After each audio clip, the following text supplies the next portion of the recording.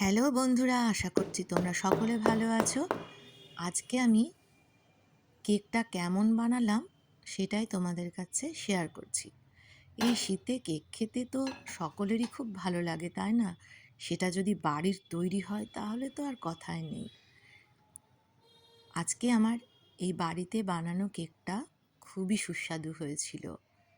আমি নিজে বানিয়েছি বলে না, সত্যিই সুস্বাদু হয়েছিল।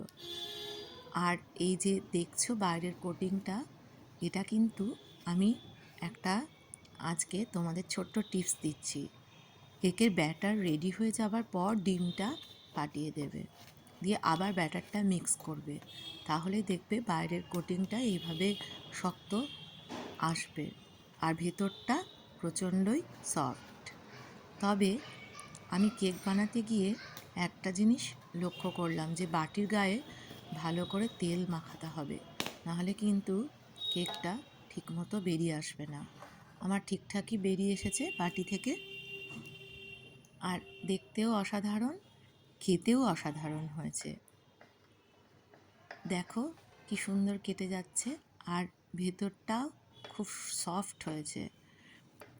কিন্তু আমি কেকে অনেক ড্রাই ফ্রুটস দিয়েছিলাম, ব্যাটার তৈরি করার সময়তেও দিয়েছিলাম, আবার যখন ব্যাটার রেডি হয়ে বাটিতে ঢেলে দিয়েছি তার উপরেও ছড়িয়ে দিয়েছিলাম, কিন্তু উপর থেকে কিছুই দেখা যাচ্ছে না, সবই ভেতরে চলে গেছে। তবে যাই হোক, খুব সুন্দর আজকের কেকটা হয়েছে। আর এই আনন্দটা তোমাদের সাথে শেয়ার করে আমার নিজের খুব ভালো লাগছে। সকলে ভালো থেকো। আর কেক বানানো সত্যিই খুব সোজা, সব উপকরণ নিয়ে তাহলে এই শীতে কেক বানিয়েই ফেলো।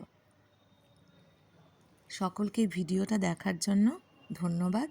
যারা নতুন আছো তারা প্লিজ সাবস্ক্রাইব করে দিও, আর ভিডিওটা ভালো লাগলে অবশ্যই লাইক করে দিও। টাটা।